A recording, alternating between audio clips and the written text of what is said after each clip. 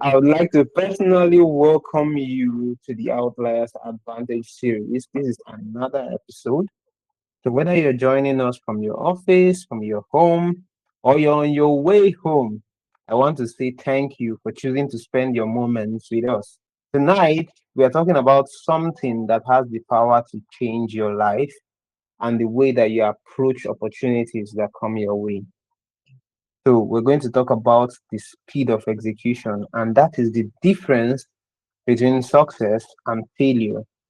Because I know we've all had moments where we knew exactly what to do, but for one reason or the other, we delayed, and that opportunity slips through our fingers.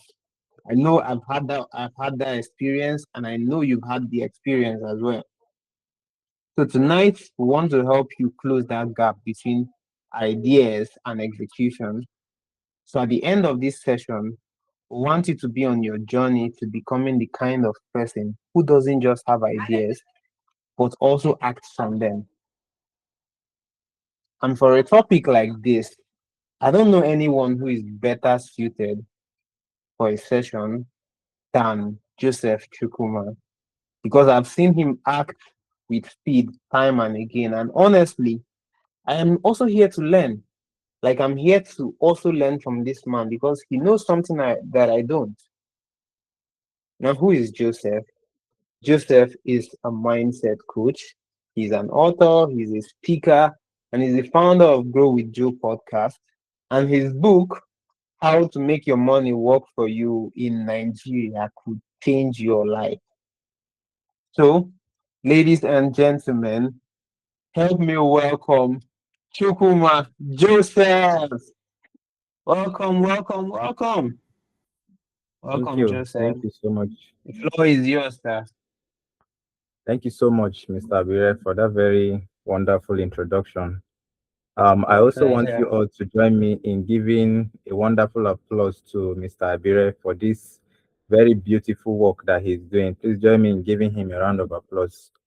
Personally, I have learned so much from every session that's happened here on this Outliers platform. From every speaker that I've spoken, I have learned so much. So it's a very big privilege for me to be here tonight speaking to every one of us. So let's also give ourselves a round of applause for joining the meeting tonight. Everybody clap for yourself for joining. I believe that this is going to be a very transformational session tonight. Okay, I want to believe you can see my screen right now. Yes, very clearly. We can see your screen. Okay, thank you so much for being patient.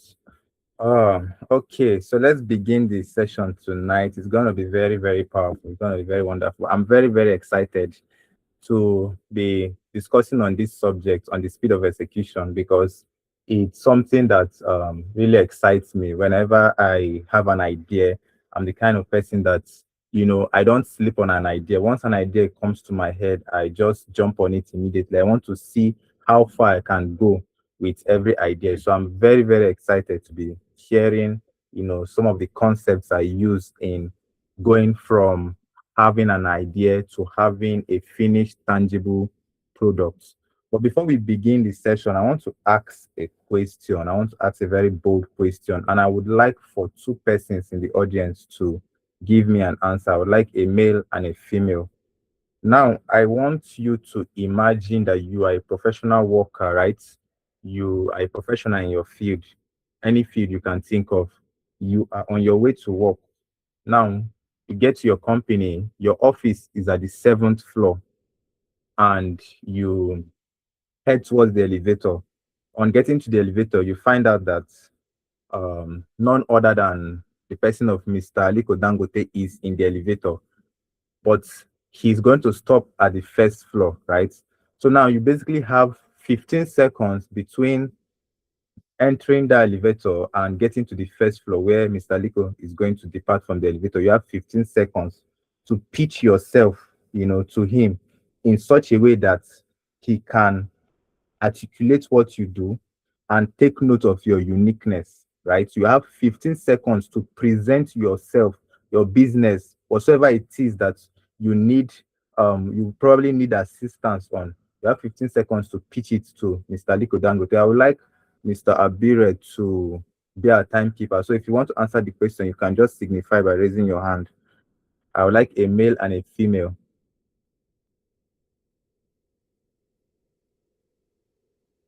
because I want us to make this session as practical as possible. It's not just about coming to learn theories. You are face to face with the richest man in Africa. He has the resources, he has the capital, he has the connections, everything you could be looking for to help you out. But you only have 15 seconds. The speed in which you use in pitching yourself to him and how well you're able to articulate yourself to him will determine how the next phase of your life, how the next phase of your business or whatsoever you're working on is going to determine how it's going to turn out. So you have 15 seconds right now. I want you to pitch yourself. Okay, we have one person. I believe we have a female. Okay, Miss Regina.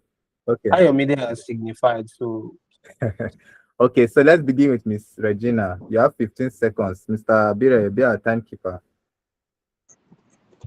right. Good evening. Okay, I will go like this. Good morning, sir. My name is Agida Regina. Sir, please, I need two favors from you. Can I have your contact? And please, can you touch my head and pray for me? Thank you.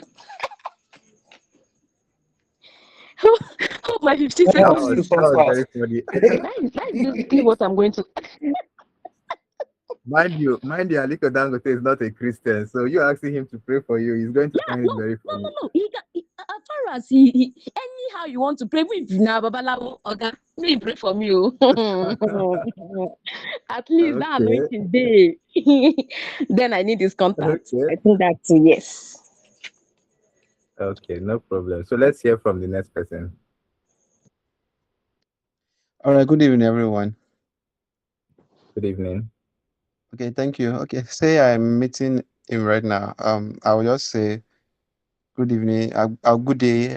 My name is Ayomide, and I like your products to an extent. I commend the fact that you're able to diversify and penetrate into the market. But I don't know if I can. I have some ideas to bring to the table. I don't know if there's a way we can talk about that later. Thank you. Okay, that was awesome. You Exactly, had the exactly 50 seconds. okay, okay. Let me just go ahead to share a story. I'm not going to say anything yet on the pitch, right? So let me just share a story to help us understand why I had to ask that question.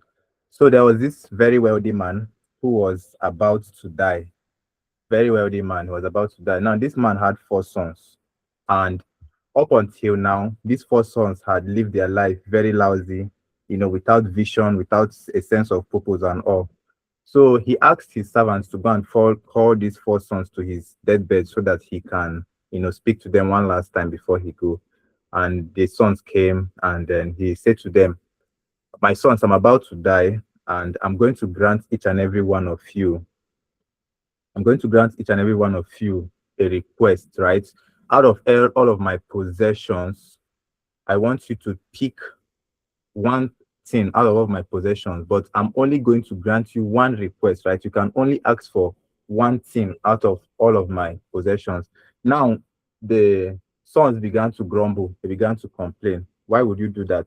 Now, to make matters worse, the father said, "Every other thing that is left, I'm going to hand it over to this faithful servant of mine here who has served me faithfully throughout the years. You can only pick one thing out of all my possession, and every other thing would go to my servant here." Now they began to complain. "Why would you do that to us, Dad? We are your sons, we're the heir to your, to your wealth and all." When they saw that their father wasn't taking them seriously, he wasn't paying attention to their complaint and all, they began to make their request. So the first son said, um, "Since you are only granting me one request, I want you to give me access to your largest bank account." The second son said, "I want you to give me access to your biggest house. I want your biggest house." The third son said, "I want your biggest company, the biggest company you have." Now, the fourth son looked at his brothers, he looked at the dad, and he looked at the servant. And can anybody guess what request the fourth son made? Can anybody guess?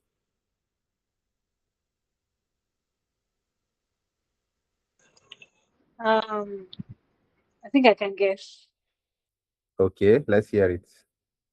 I think the fourth son asked for the ideas that made him become wealthy or become who he was at that time before his death. Okay.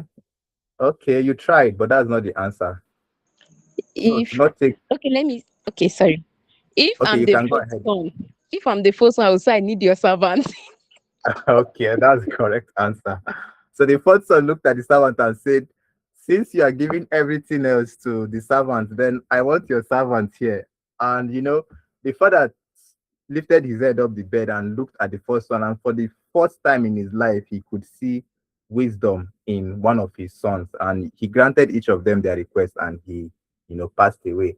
Now, the reason why I had to ask that question and also share this story is because I want each and every one of us here to understand that this is exactly how life is. At every point in time, life is going to bring opportunities your way. You could literally bump into Aliko Dangote tomorrow in the mall while you are shopping. You could literally be asked a question. I was at an event early this year where randomly they just picked people from the audience and asked those persons that were selected to come and pitch their business ideas, and the person who was able to pitch his idea well walked back home with 500,000 naira randomly. So life is going to give you opportunities, right? Life is going to give you various opportunities at every stage of your life. But what differentiates those who go ahead to advance in life from those who seemingly remain stuck is how fast we are able to execute on these opportunities. How fast are you able to take advantage? You are standing in the elevator with Mr. Aliko Dangote and you have 15 seconds. How fast are you able to articulate what you need from him in such a way that when he goes back home, he cannot stop thinking about you, right? So that's what we're going to be discussing tonight. Now, I'm going to go ahead to give us real life examples of people who, took advantage of opportunities that came their way. I'm going to be a bit fast because I don't want to take too much of our time so we could have time for questions. Now, in 1994, Jeff Bezos, right, the founder of Amazon, he saw a report that the internet usage was growing at 2,300%. Now, within weeks of him seeing that report, he quit his very lucrative job at Wall Street. If you know what Wall Street is, it's one of the best place in New York or in America that you could be working as an accountant or as a professional. But he saw this opportunity and he quit his job and he began to sell, books from his garage online. Today, that bookstore that he founded in his garage has gone on to become Amazon, one of the largest e-commerce providers in the world, simply because he came across an opportunity, right? He came across an information, and that information, how fast he was able to, decide on going forward with that information became or has become a multi-billion dollar company today. Now, how many persons here knows Netflix or uses Netflix? I believe every one of us here, has one point in time or even currently you are streaming Netflix. But how many of us actually know how Netflix started, the story of Netflix? Before Netflix came to be, the founder, I think his name is Reed Hastings.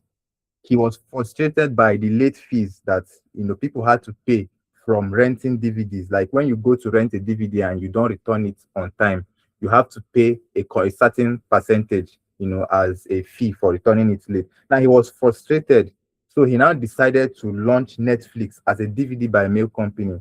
Now, basically, what that meant was he instead of you renting DVDs per movie you want to watch. Let's say you want to watch Game of Thrones, you have to go and rent that particular movie. What he did was that he made it a monthly subscription. So you just pay one-time payment for the whole month, and then you go online. You not online then. It was okay, yeah, it was online. It was online, but you ordered the DVD online and it was delivered to you via mail.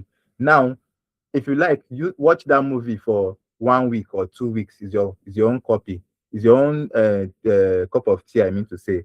So what happened now was that because people wanted to watch more movies, they started returning the DVDs on time, right? So you go and you collect a movie today, tomorrow you are done, you return it.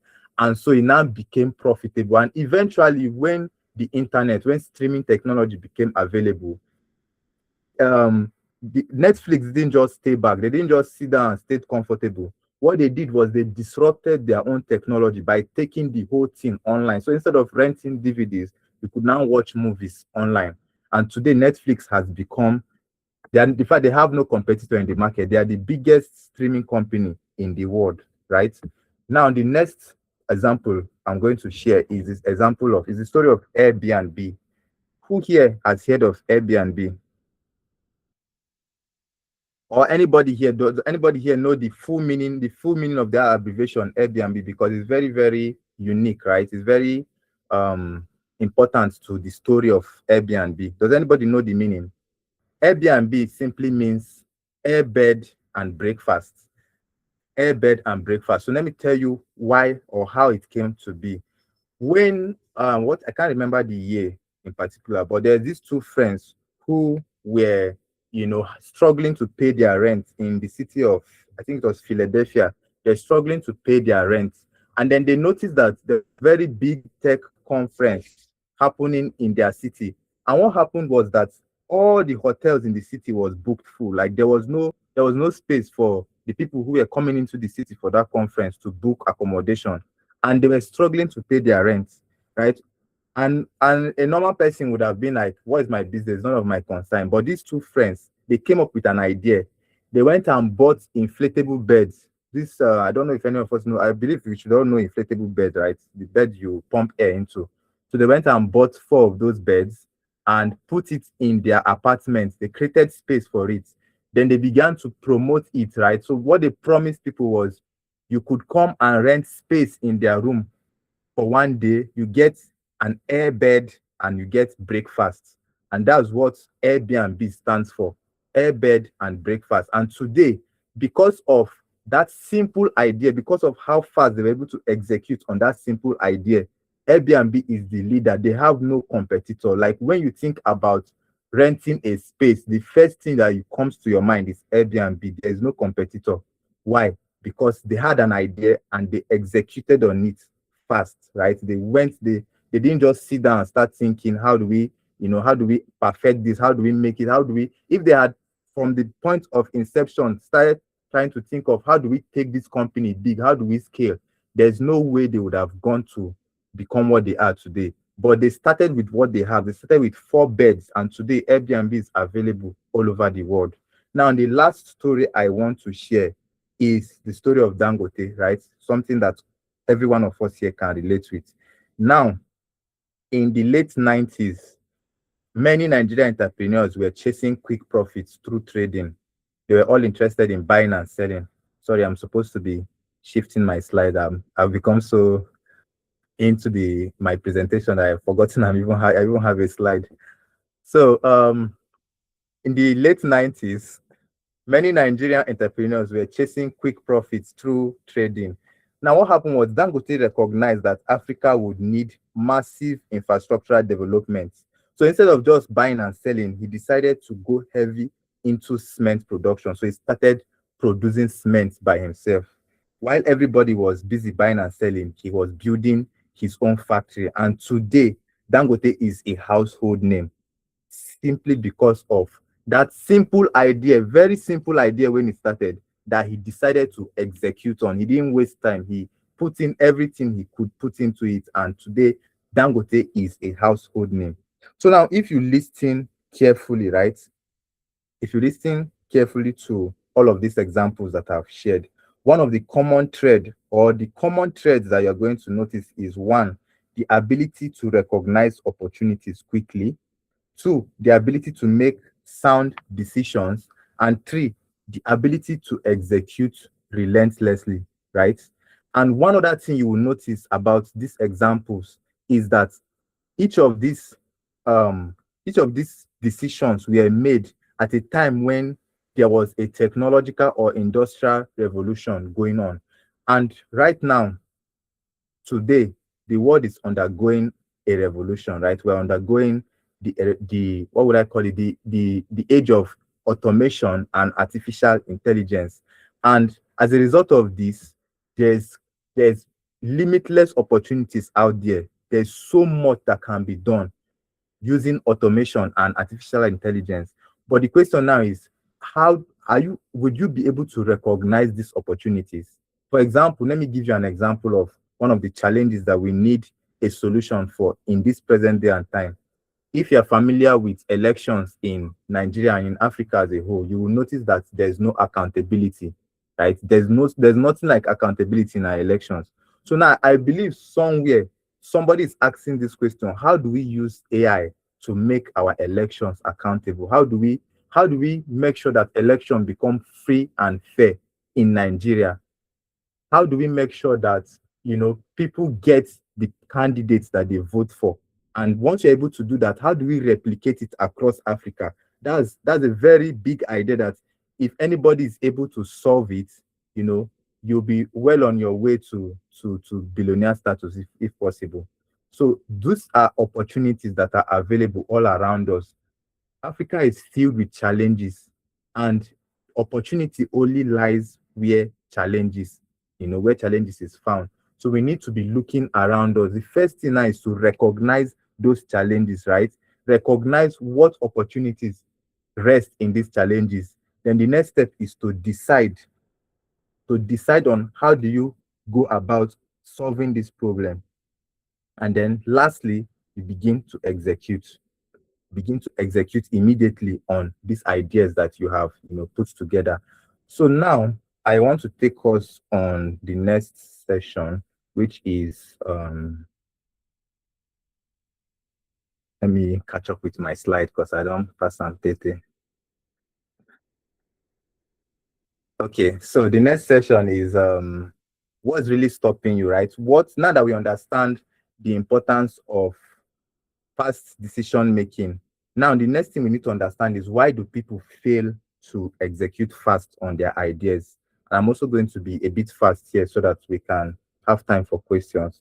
Now, the first reason I have here is lack of cognitive clarity. I don't want to give us surface level, reasons like, oh, fear of failure and the rest. We need to go deeper. Why do people not execute on their ideas immediately? And the first reason is lack of cognitive clarity. Now, what this means basically is that, first and foremost, you need to understand that as a human being, your brain is designed to conserve energy. So whenever something feels complex, confusing, or it feels like you don't really understand, when your brain doesn't understand something, right, it is designed to conserve energy by shutting that thing out. So whenever you feed your brain with an idea that is not defined, the brain it perceives that idea as a threat to it, and it begins to postpone action. So let's say, for example, now you say something like, I want to build a house. Now your brain sees that statement as a very complex statement. There's so many things that is involved in building a house. So what it does now is, in order to conserve that action. But now, if you take it a step further and say, tonight, I would design the building plan, and then tomorrow I would, go ahead to begin to make inquiries on the materials, the resources, everything that needs to come together for this building to work. Then your brain now it has a clear path to follow. It has something defined that it can work with. But when you just come up with a vague idea of, oh, I want to make $1 million by the end of this year, your brain is just going to look at you and be like, you are joking around, because it's trying to conserve energy. But when you come and say, I want to build a business, I want to start a business and make $1,000 by the first month, and then scale that $1,000 to $10,000 by the next month, now your brain can now move into action because it is now defined. So if you want to propel yourself towards action, the first step you need to make is to define your idea, define your plan, make it very clear and simple so that your brain can look at it and immediately spin to action, towards bringing out the every necessary idea that needs to come together for that plan to work out. Now, the next thing here is identity misalignment. Sorry, I'm not following it in the order that is presented here on my screen. The next thing is identity misalignment. Now, this is deeper than just motivation. You know, most people think that behavior creates identity. You think that your identity is as a result of your behavior, but that's not correct. Our our behavior is formed by our identity. That is, our identity is what creates our behavior. So, for instance, somebody might think, I love playing football, then I'm a footballer, right? You think because you love playing football, that means you are a footballer. But the actual fact is that it is not, it is your identity, it is who you are, your belief, the self-belief you have of yourself. That's what creates your behavior. Your behavior always goes in alignment to the self-perception you have of yourself. And there's this book, Atomic Habits. The author, James Clear, he discussed this in his book. He said, let me see if I wrote this thing down. Okay, he said, if deep down inside someone still believes I am not a leader, I am not good enough, or I am not an entrepreneur, the brain will unconsciously reject any action that contradicts that identity. So if you believe that you are not a leader, your brain would begin to reject any action you take that tries to contradict that identity. So if you try to take decisions that, you know, is supposed to be characteristics of a leader, your brain doesn't see that as a characteristics, because it doesn't recognize it as your characteristic, because that is not your identity. So if you want to be able to take actions speedily on your ideas, you need to first and foremost have self-belief. You need to have a belief in yourself that, oh, I can do this, I can take the actions I need to take. I can do whatsoever my mind is set on. Whatsoever I set my mind on doing, I can do it. So once you have that self-belief, you can now begin to, your brain automatically begins to take actions on any decision, any idea that comes to your mind. Your brain begins to take action immediately. Now, the last thing here that stops us from taking being speedy executors is emotional attachment to comfort. Yeah, emotional attachment to comfort. Now, as human beings, we are wired to avoid discomfort, right? Just like the first reason, lack of cognitive clarity. Your brain doesn't want anything that would take energy from it. So the same way as human beings, the body doesn't want anything that would take it away from its comfort zone. So the brain values immediate certainty more than future rewards, right? The brain values you sitting down comfortably in your house, knowing what you have to do right here and then, than you stepping out, going out to chase after your dreams, because there's no assurance of what can come your way, right? And in the process of chasing after your dreams, you're going to encounter many discomforts. So your brain doesn't want, I mean, your body doesn't want to undergo that discomfort. And that's the reason why your body keeps trying to keep you in the comfort zone. So if you want to become a speedy executor, you need to learn, one of the keys to successful people, one of the keys that successful people has mastered is being comfortable with discomfort, right? Aliko Dangote, he had no assurance that building that refinery in Nigeria was going to work out. Even up till now, he's still facing challenges. He could have very well easily carried his money and invested it in anywhere he wants to invest it. He could have, in fact, he could have left that money sitting in his bank account without touching it and just looking at it and smiling every day. But he knows that the comfort only comes from stepping out of your comfort zone, right? And going into discomfort, taking bold risks and all. So if you want to be able to really act fast on your ideas, you need to learn how to detach from comfort. You need to learn how to detach from your comfort zone. And if you look at this carefully, you will see that this is actually one of the reasons why many guys or ladies stay in an abusive relationship, right? Because you are being abused in this relationship, but because of the fear of the unknown. You don't know what lays outside. You don't know what the future holds outside that relationship. You would rather prefer to, that is not everybody though. Some persons would rather prefer to be in that abusive relationship and be hoping for the best, hoping that things would, turn out for the better. So if you want to be able to act very fast on your ideas, you need to learn how to be comfortable with being with discomfort. You need to learn how to um, face your fears, right? You need to learn how to step out of your comfort zone. So now we have understood the reasons that stop people from executing fast on their ideas.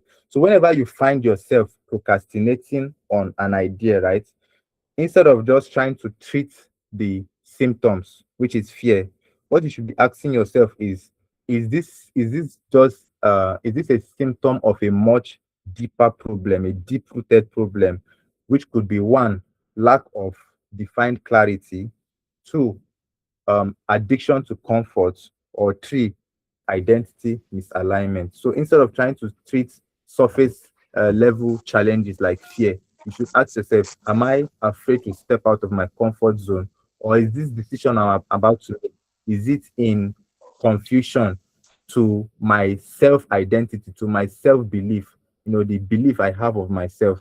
Or three, is it that it is not clear, right? It is not defined. So it is making my brain confused instead of aligned, instead of taking actions immediately. My brain is trying to conserve energy. Yeah. So now, next up, how to execute faster. First, start before you are ready. Don't wait until you are ready to start. Once you get an idea, start executing on that idea immediately, right? Start executing, start taking decisions, start asking questions. How do I put this thing together? How do I make this thing happen? And then once you're able to do that, once you start making small wins, those wins begin to compound. And there's a story I'd actually like to share here. There was this bulldog. There's this bulldog that was living in his compound, but it's very, very small. But then every day, this dog would wake up, leave its compound, cross the road, and go to another compound where a big dog is living, and it will start fighting that dog. And this big dog will beat that bulldog, beat it, how they put it, black and blue, beat that dog black and blue, be blue and black, until the dog will give up and it will run back home. And then the next morning, the small bulldog will wake up and still cross the road, go to that compound and go and start fighting the big dog. And it will beat it again and to go back home, and it will come back again. And it continued like this until one day, when the big dog saw the small bulldog coming, he said, you know what? I know I can beat you, but just so that I will rest, just so that I will have peace of mind, let's agree that you can beat me. So he started running away, and the bulldog won the fight. So what this story actually teaches us is, once you know what you want and you keep going after it, right? You keep going after it every single day. Eventually, those wins, those actions you're taking every day will compound into one very big win, that you now start asking yourself the question, how did I get here? How was I able to get to this point? So just make sure that you are doing something every single day towards that action, towards that idea, I mean.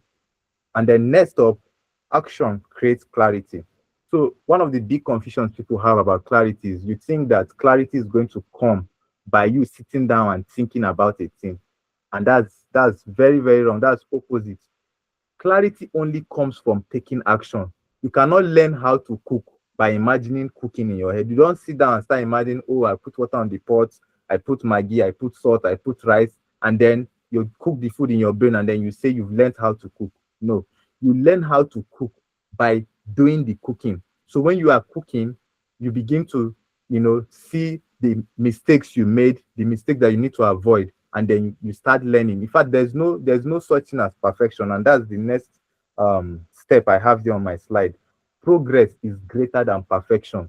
So you can never come to a point where you say, oh, I'm a perfect cook, because as long as you are taking action, as long as you are doing something every single day that will take you towards your ideas, that will take you towards your goals, you are going to keep getting better. What you do today will be better than what you did yesterday. Okay, so next up on my slide, how do you take an idea from 0 to 100? right? So the first step you start with is learning. You start by learning everything you can learn about that idea, everything you can put together. You start by learning, and then you take it up by practicing what you have learned, right? You start putting into practice everything you have learned, and then consistency. You see, we have gone from 0% to 20% to 40%. So 40% now is where you are putting in the effort every day consistently. And then you are now, once you've been able to keep going after that goal consistently, you now take it up to competence, right? At this level now, you're at 60%. So at this point, you are now good at it. It's like somebody who trains how to shoot basketball every day. So once you keep going after that action or that practice every day, you now get to a point where you can now shoot, the ball into the basket comfortably and miss, and get it at least 60% of the time. And then the next point is now influence. And this is where you are now so competent that people now actually begin to come to you to seek your help, to seek for advice, to seek for direction on this field that you have become established in, right? So once you have started by learning, take it up to practicing, take it up to consistency, take it up to competence, you now get to a point where you are now influential. So people, yeah. So people now start coming to you for directions, and then now you've now reached the point where we can now call you a master, right? So you are now a master of this field, of this industry, of this project that you embarked on. Okay, so I think that's that for that stage. Now, finally, three questions I want you to leave this meeting with tonight. Number one, what opportunity have you been postponing? Number two, what decision have you delayed? Number three, what action are you going to take within the next 24 hours to push you towards that dream life that you are having, that you are sitting down and thinking about every single day? What are you going to do now, right now, as you are ending this call? What are you going to do now to take you towards that idea? And it could be as little as reading, because for me, that's how I start. That's how I start any idea. Once I have an idea, the next thing I do is to go and start looking for books that would, that would either I go to study the story of founders, right? People who have built great ideas, and I begin to try to learn from their stories. What did these people do while they were starting? Or I pick up a podcast, right, and just start listening. So the first step you should start with in any execution is seeking ideas, seeking information. You need to gather as much information as you can on an idea. So lastly, 5 things I want you to remember from this meeting tonight. If you're not going to leave this meeting with anything else, I want you to leave this meeting with these 5 things. One, speed creates opportunities. Two, action beats intention. No matter how intentional you are about doing something, if you do not take action on that idea, you're not going to go anywhere. Three, clarity comes after movement. Clarity does not come before you move. Clarity comes after you move. Jesus told Peter to step. So Peter said, if it be you, bid me come. And he said, come. Now, if Peter was waiting for, the water to say, oh, come, or like he was waiting for confirmation, he would not have stepped out of that boat. But clarity came when he stepped out of the boat, right? When he stepped onto the water, that was when he became convinced that, oh, I can actually walk on this water. So don't stop waiting for action to gain clarity. Start taking action on that idea today, and clarity will come. Four, consistency compounds. So no matter how little what you are doing is today, no matter how little you think it is actually compounding. There's something called compound interest, compound effect, right? So every action you're taking today, reading one page of a book every day for 1 year is going to completely transform your life. Listening to one episode of a podcast every day for 1 year will transform your life. Going out for conferences, going out for webinars, attending webinars like this at least once a month or once a week. You are not necessarily, out of everything I've said here tonight, I can assure you are not going home with everything I said. But I can also assure you that you would have picked up one idea from this meeting that will stick with you for the rest of your life. And so imagine picking up ideas from various webinars like that, from various conferences for the period of 1 year, your life will be transformed because these ideas now begin to spur you to take action. And lastly, execution is your competitive advantage. So no matter where you are from, no matter the background, no matter whether you're from a poor family, a rich family, whether you have education, whether you are, you are educated or uneducated, whether you have a business or don't have a business, whether you are employed or you're not, or you're unemployed, the only competitive advantage you have is your execution. What actions are you taking on the ideas you have today? So, lastly, your future isn't waiting for another idea, it is waiting for your next action. Thank you all so much. Wow. Wow, wow, wow. I wanted to say a round of applause, everyone, but I can see that you're already doing it. So, but just again, a round of applause, everyone. Please use the clapping emoji. If you like, you can unmute your mic and clap for real, like I'm doing right now. You can unmute your mic and clap. Yes, it's That was a wonderful well done, well session. done, well done, well done. So I Well think done, sir. Thank you, I saw sir. your hand. Thank you, I saw your sir. hand That was Thank up. you so much. that was a meeting for Yeah. clarity. My God, Yes, yes, just yes. a bath us with oil, greasing some mental Thank gears. I you. appreciate you, sir. Thank you. Okay, so now we're on to the question and answer session. So if there is anything that you don't really understand from what our speaker has said so far, please raise your hand so that we can allow you ask. So now before we continue, I can see Doc Mandata's hand up. I want you to know something, right? Don't wait for someone to ask question first before you decide to ask. Because one thing I've always noticed is when someone asks question, it triggers another person's question. Don't be a coward.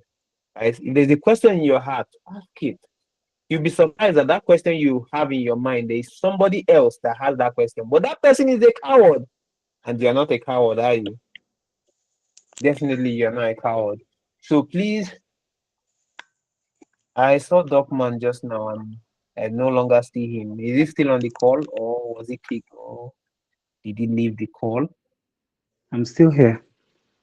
Okay. Do you still want to ask your question or I sure do. okay? Okay, please put up your hand. Put up your hand, my G. Okay, so well, we are only taking questions from JC and Docman. So Docman, please go ahead. All right. Thank you very much. Good evening, everyone. Good I evening. must really commend the speaker for a job well done. Honestly, he did a very fantastic job. Now, my question is we said we should move, okay? Take action. Like execution is key. It's good to execute. Now, there are things that don't often allow us the luxury of making a lot of mistakes, if you get my drift. There are things that don't often allow us making a mistake. All right, let me start with the first example that the speaker gave, the elevator pitch with Dangote in an elevator, probably headed for some important event or meeting or something.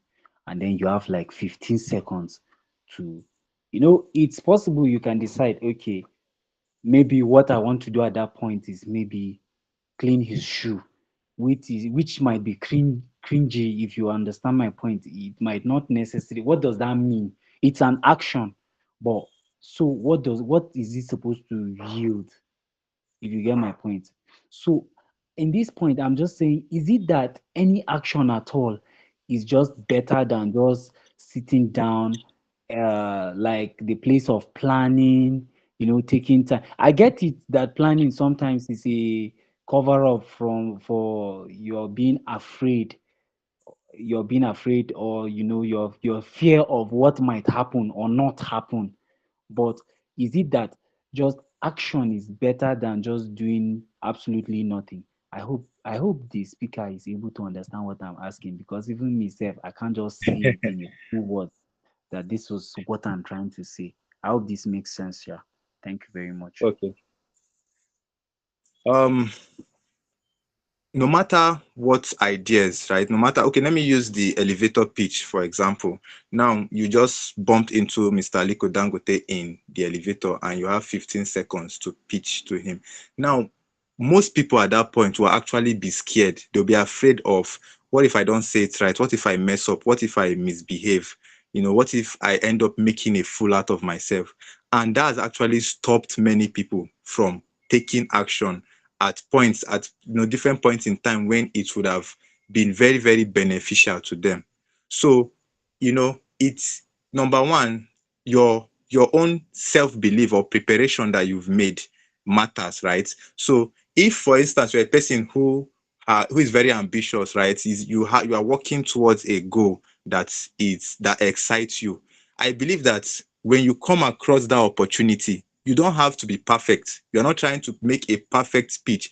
You just have to pass across that excitement, that enthusiasm you have about the project you're working on.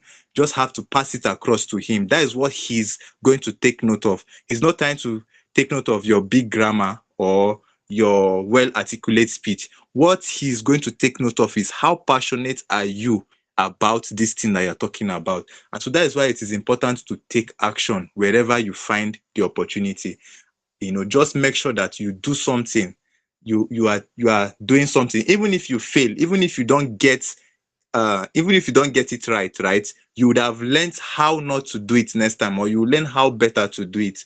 Now, when I talked about that pitch where people were picked randomly to come and present their business and they won 500,000. Now, I was not among the people that was picked, but when I came back home that day, I said to myself, I would never again be in a place where I would not be able to pitch myself or a business idea if it comes to me, if the opportunity comes to me. So when you take action, right, even if you don't get it, you would learn lessons that would help you become better next time. I hope I answered the question. Thank you very Okay. much, sir. Thank you, sir. Yeah, welcome. All right. Thank you, Joseph. Okay. Up next is Jesse Silas. Please, the floor is yours. Okay, thank you. What I wanted to say, it's not really a question. It's more of I want to add to what he said, basically. He made mention of he said something like, what did he say? He said that human beings are naturally wired to avoid discomfort. But um I kind of disagree with that a bit.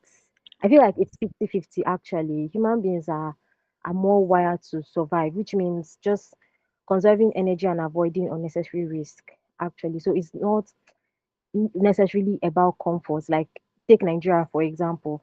Many people are not necessarily comfortable where they are, but they are not actually standing up to do anything about their current situation. It's not because they are comfortable, but because they have spent so much of their time and energy and resources surviving that they have very little to actually do anything to change their situation. So I feel like it's more of um we're wired with purpose. So when the purpose is compelling enough and discomfort becomes unavoidable, then we'll have to actually do something about it, and um we can adapt to whatever discomfort we are feeling if the goal that we envision after the whole process is valuable enough to us. For instance, I'm currently going for my master's in Makodi. The place is uncomfortable, and especially for me, that is sickle cell, it's been difficult actually, but because I know where I'm headed to, I know what I need to do. I'm actually trying to adapt enough to the situation as much as it's uncomfortable. So that's all I wanted to say. Thank you. Thank you so much for adding that. I really appreciate that. Yeah. Yeah. Human That beings was are not, go okay. on, You sir. want to Go say? on, sir. Okay. So yes, I really appreciate that addition. As much as we want to be in our comfort zone, sometimes our environment, also limits us from actually wanting to take action on on the ideas that we have. Yeah, so 50-50. We want to step out of our comfort zone, want to experience the discomfort, and then 50 we also want to be in our comfort zone. So the most important thing is, once you have an idea that's very important to you, right? Just make sure that it is not um the act of being comfortable that is stopping you from taking action on that idea. Just make sure that it's not because you are trying to be comfortable with where you are that is holding you back from taking action on that idea. Mr. Joseph, I have something to say. Okay. Hang on. We have a line. Don't worry, you're going to say what you have to say, even though, don't worry, we'll get to you. Philip Okay, is sir. next. Philip, Philip. Okay, good evening, everyone. Mr. Emeka, well done. I love your trick question charge where you said you are not cowards, are you? So I truly agree, like Black Bones, you say Emeka must shine. And well done, Mr. Chukwuma. I love what you've done with the presentation and all. And I also feel like you're manifesting your name, but I'll get to my question now. How do you find your why? It's always been a question that I've been asking myself because beyond your desire to execute, to fulfill your dreams, to perfect and birth your what do you call it, dreams and imagination into reality, you need a why, something that gets you up at night, something that makes sleeping difficult, something that pushes you to become a workaholic of your own free will. It's beyond perfect. Because I feel like it's from that why, when you've understood what your why is or why it is that you want to do something, then can passion finally take root like a fertilizer to finally mature and spur diligence and other lucrative opportunities that will seed that dream of yours to become a tree that will birth fruits and be of value to everybody and become real or substantial. Okay. Okay. Thank you so much, Mr. Philip, for that question. I'm going to answer that question as simple as possible, right? To find your why, to find your why in life, you just need to ask yourself this one question: what can you do consistently without being paid and still find excitement doing it? What can you stay up awake at night and be doing and love doing it, even though you're not getting paid, and you keep doing it consistently? The reason I'm saying this is because I also struggled with this question. I consider myself kind of multi-talented. Like, there are so many things I'm good at. And when I was trying to establish myself as a brand, I was constantly asking myself, okay, so what is my why? What is my purpose? What exactly am I here? Because when you don't understand why you are here, anything you are doing will just be like a trial by error. You're just trying to test. But once you understand why you are here, then you'll be able to focus your efforts towards it.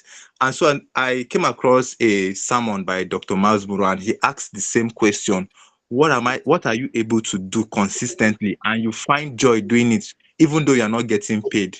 And so for me, the answer was writing, right? I'm the kind of person that I don't think there's any day on this earth that would go by without me writing stuff down. I literally have jotters in my room where if an idea just comes to my head, I just write it down and start trying to build a write-up around that idea. And so I got to find out that, okay, writing is something I love doing.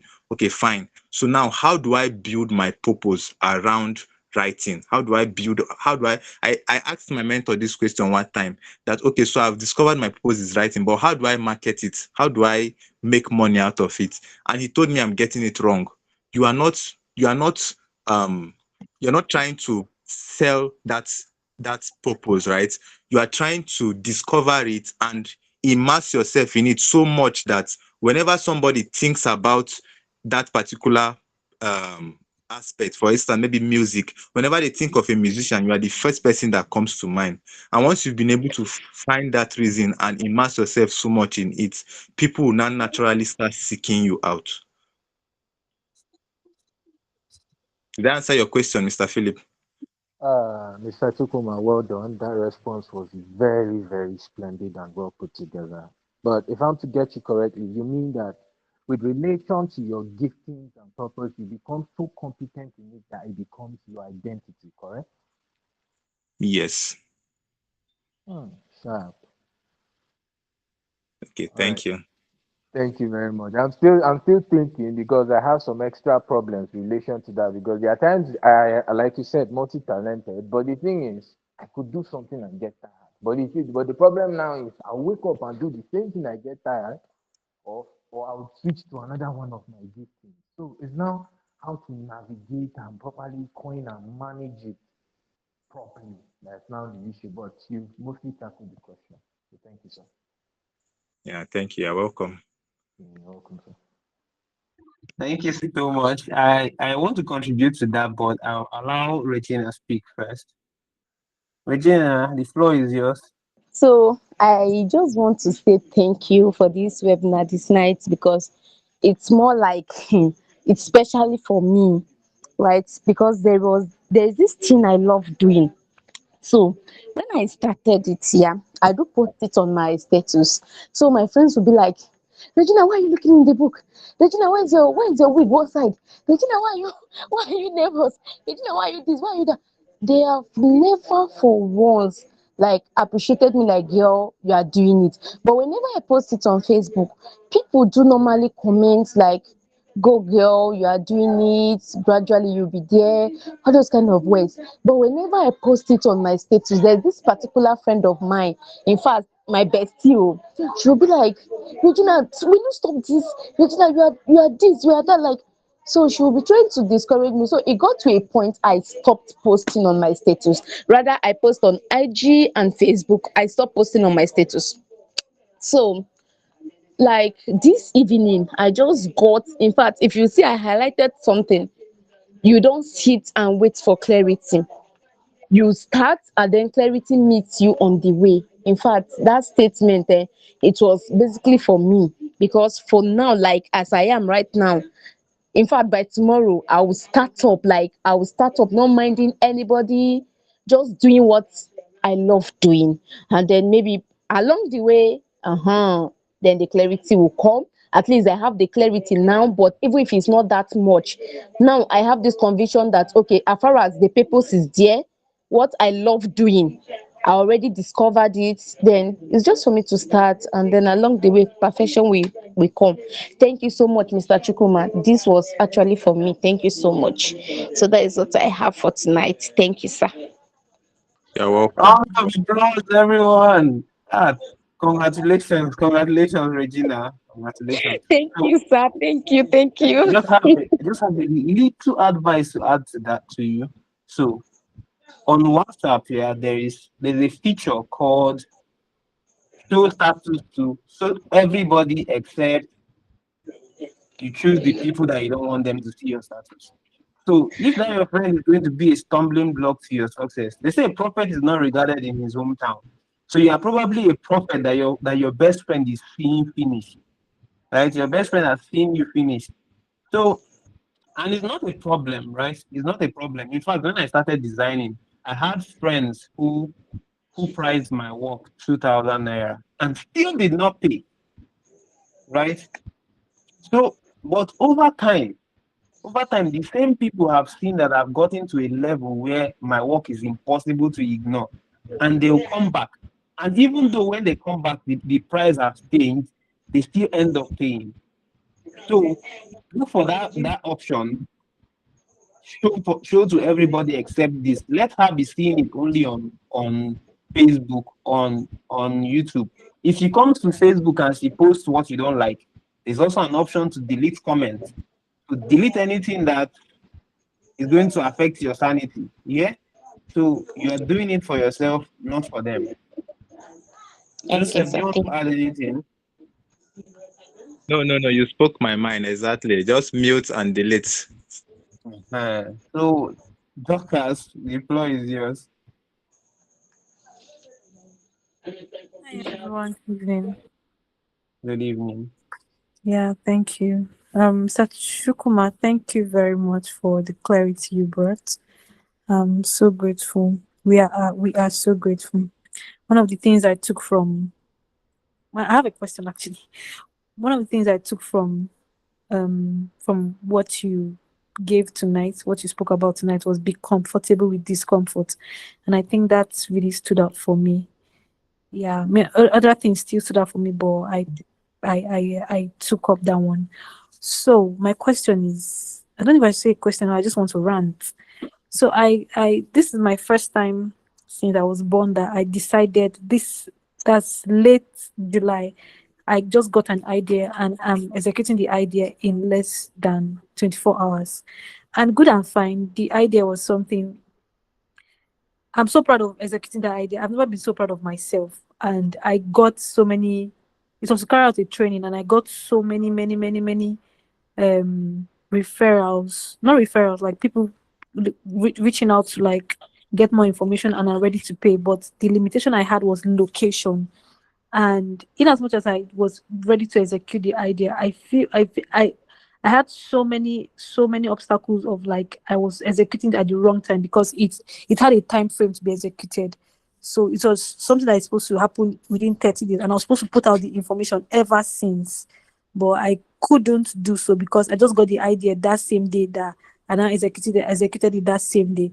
But I don't know, maybe I think I was careless or not. I was careless not to have gotten the idea before then, like, or conscious that that the idea was coming, but I was not conscious that I needed to like take. I didn't have the clarity what it was exactly. So when I had the clarity, I decided to execute. But now I'm feeling guilty that if I had done this earlier on, or like had the clarity before now, or like I was I was conscious that I was supposed to do this ever since. I don't think I'll be having location issue or having like time frame issue. So I'm feeling very bad that I executed it. I'm proud of, but so talk to me. Okay. Okay. You said talk It's to good me. enough. No, I'm not really laughing at you. Okay. Okay. I actually get you. I get what you're trying to say. And that's why I said, right, that sometimes when you start executing on an idea, most times even, there is no assurance that you are going to get Mhm. it right the first time. There's no assurance that you are going to win it the first time. In fact, if you go through stories of various founders, various people who have changed history, right? They experience failures many times over and over and over again. But the most important thing is when you take action on your idea and you hit a roadblock, what do you do next? Do you just go back into your comfort zone and be like, oh, this is not for me? Or do you pick up the lessons from that roadblock and then use it to, create momentum towards taking another action? That's just the most important thing. What lessons did you learn from this idea that you executed on, and then how can you turn those lessons into stepping stone towards taking action again on the same idea or on another idea? So you must never give up, right? You must never give up. If Dangote, in fact, right now, if Dangote wants to give up, like he has 1 million reasons to give up on that refinery in Nigeria, but he just takes the lessons from the failure, from the obstacles, and then he turns those lessons into the ideas or the stepping stones for the next action, for the next decision. Okay. All right, Well sir. said. Well said. Okay, so next, the final person we're taking is Uzoma Favor. Uzoma, please, we have limited time. In fact, we've overstretched our time.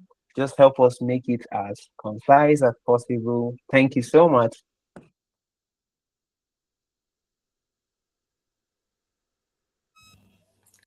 Good evening, everyone. Thank you, Mr. Joseph, for this wonderful session. Although I joined a bit late, but I'm really sorry about that. So I'm just going to add a few things to what has been said already.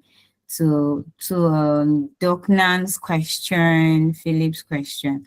Okay, so to Doknan, I would say, first of all, there's this saying my dad would always say. He said, if you fail to plan, you plan to fail. And opportunities, I mean, utilize opportunities only makes prepared persons. You must not really be perfect at that point. You mustn't be perfect. Like, I don't think there's anybody that is even perfect at any point of life. Dangote may have started even without being perfect, but he had the idea and he decided to execute. You start it first. When you're faced with challenges, then you will learn from it, and that way you can grow. Then, as for Philip, finding your why, something I always say, your why cannot really, sometimes it's not really, it might not be permanent or grounded. I don't know, but I feel like it changes over time. Like Mr. Joseph said earlier, you do what you know that even if you're not being paid for, you enjoy doing it. Yeah, that works. And also, you should also consider what you want to actually be remembered for, the legacy you're laying down, and the impact you want to create in people's life. And Dorcas, yeah. So please don't ever second guess yourself, no matter how much you think that you've not really done so well. I think the sky is really too big to accommodate everyone. You can still pick yourself up from wherever point that you have stopped. Thank you. Thank you so much, Uzoma, for Thank you that. very much, Uzoma. We have, you see, one of the see, let me come out plain to say something. One of the reasons I like to host sessions like this is because it gives me the opportunity to even learn from some of you. Because many of you, if not some of you, most of you are philosophers. It's just that we have not met yet. Because I'm hearing what you guys are saying, and I'm really proud. I wanted to say something about Doc Nan's question before, and she has covered it, but let me still add it. There's something that PK said. He said, when I say PK, I'm referring to Olakunle Shorino. He said, the universe compensates for anomalies to make those mistakes and enjoy them, because in time, those questions will not matter. In the grand scheme of things, those mistakes you made will not matter. So make those mistakes, right? Find out what makes your heart beat faster, because in due time, you will not even realize that those mistakes were leading you to where you are going to. Like, okay, it's in due time that you realize, because you can only connect the dots when you're facing backwards. Then to Dorcas, please, I want you to connect with Streak House, right? Connect with Streak House. I think he might have a solution to what you're saying. So you see him in the comments, Streak House Innovative Limited. Find a way to connect with him, because he does something similar. You in his Okay. advert, you hear him say, if you live around Kurudu, Oruzo, or Gidamango, you want to learn how to do video editing, content creation. Now he has learned how to tailor what he's doing to his location. So if you are having a location problem, you don't want to be targeting people outside your location. You want to be targeting people within, right? And then you can spread your tentacles. So, All right. Thank you guys, very much. What do you say the name is, please? Streak House Innovative Limited. He's on the chat, so you can find a way to connect with him. I can link you up after the call. Thank you very much, Joseph. Okay, so as we come to a close, I leave you with one thing, right? And that thing is that I don't want you to. So I don't want you to leave this conversation just like as a conversation you just enjoyed. I want this conversation to be a conversation that you act on every day. You know why? Because knowledge on its own cannot change anybody's life. It's until you apply the knowledge that you have that things will change. So without application, knowledge is just potential. It's when you apply that it becomes kinetic. So on behalf of everyone at Rexit House, our sponsor, and the Outliers Advantage Series, I want to say thank you for joining us. Also, to our phenomenal speaker, Mr. Chukwuma T. Joseph, or Grow with Joe, like we fondly call him. Thank you for investing your time and knowledge here. And until we meet again, keep learning, keep growing, and most importantly, keep executing. Have a wonderful night, everyone.